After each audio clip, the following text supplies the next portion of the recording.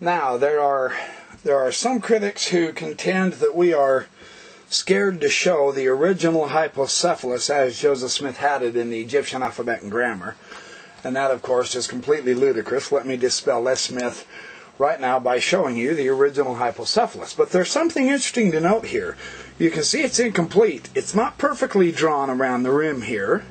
It looks like there's a large part of the central panel that's missing.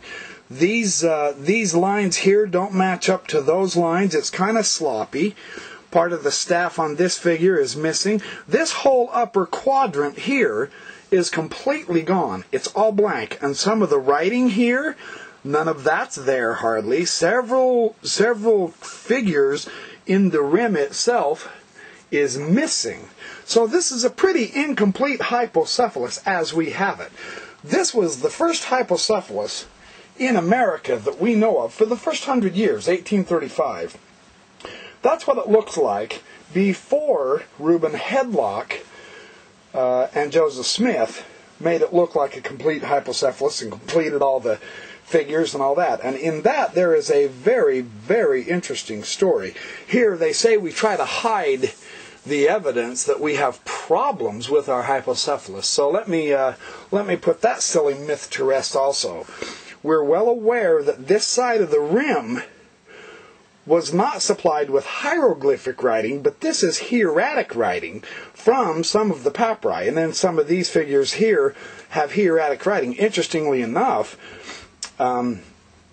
Joseph Smith never commented on the rim of the hypocephalus. I've even had one critic claim to me that this proves Joseph Smith is a false prophet because he prophesied falsely. Because there are some of the figures in the hypocephalus that he didn't translate. He said he could not, and he got the rim wrong. Joseph Smith never made any comment about the rim, so how could he be wrong if he didn't comment on it?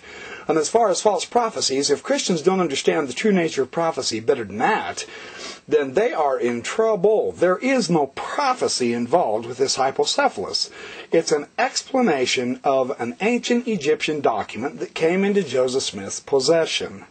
I'm going to show you how Joseph Smith restored several of these figures in this hypocephalus along with the rim, and I'll show you some translations of the rim and the writings and so on and so forth. This middle section and this upper quadrant and this part of this figure here, those are the most interesting parts because, of course, those are the parts that are blank. This is in the original Egyptian hieroglyph or Egyptian alphabet and grammar.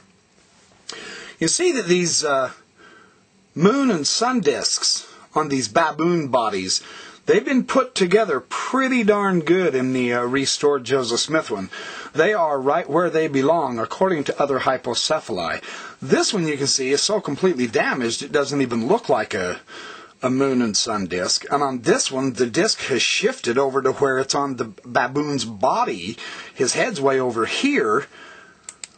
And this disc is way over in front. It almost looks like he's holding something and carrying something. Here, it's properly restored. The sun disk is on the head of the baboon. The baboon is adoring or worshipping this central figure.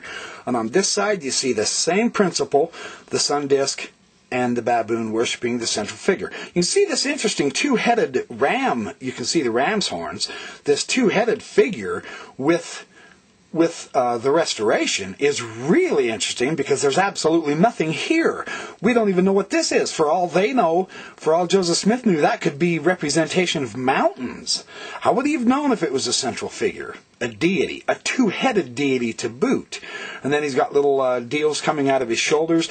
Notice here, there is no indication whatsoever of this was-Ankh-Jed scepter that the figure is holding. This is a very important figure. Another thing that's interesting, down here, there's a little squiggle. It's a horned viper, a snake.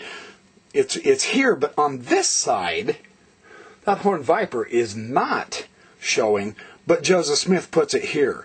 There's very interesting Egyptian connections in relation to what Joseph Smith described this figure means for those two snakes. Now, I want to explore this same central figure from other hypocephali because this is one of the criticisms that Joseph Smith drew this wrong. This is supposed to be a four-headed deity, as if a four-headed deity displays anything less extravagant than a two-headed deity. But no, I want to explore that because there's something very interesting going on as archaeology finds more materials. Here's one example I was telling you about the central figure in the other hypocephalus. This is the British Museum 8445. You notice how it's got four heads. It's got a four-headed seated figure. The body is the same type of body, although it doesn't have the Dow cross that the Joseph Smith hypocephalus had. I'll show you the Joseph Smith again real quick. Whoops. Got to get it up there right. There's that Dow cross right there, boldly in the center of the figure. But he's got a two-headed, although he does have the rams. But notice the moon discs on these baboons, and then notice the moon discs on the baboons' heads. That was a good restoration. What about the four-headed deity? And then, of course, here's the serpents as well. I want to show you one other part. Notice this, on the Joseph Smith, this bold cross in the center of the god's body. And on this one, hope you can see that. Yeah, you can. That's a real clear one. Here's this four-headed deity, and you can see that bold cross. Now, and then the two serpents, and they're encircled, and the two baboons with the sun discs on their head. Now, there are some hypocephali who don't have this particular figure in the central panel. See, Charles Larson says he's very suspicious of Joseph Smith's restoration in the facsimiles.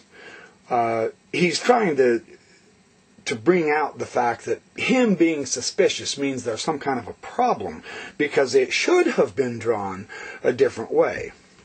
So let's explore this central panel on some other facsimiles and see what we find. This central panel figure is from the Kunsthistorisches Museum.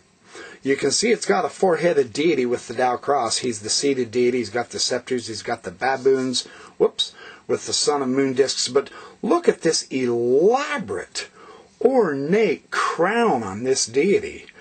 That's not in the Joseph Smith. Was Joseph Smith wrong in not putting that crown? Not necessarily.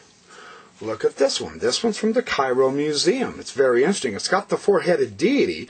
It doesn't have a Dow cross on it, but notice it also doesn't have a huge elaborate crown. But it does have those ram's horns.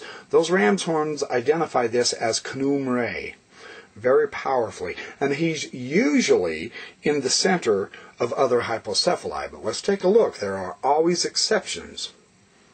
Now here we have a very interesting example of a hypocephalus that refutes the critics lock, stock, and barrel. Very interestingly, there is no central panel. Are you noticing that? There's no central panel here at all divided as in other hypocephali showing the seated figure. But instead, this seated figure has been moved up to here.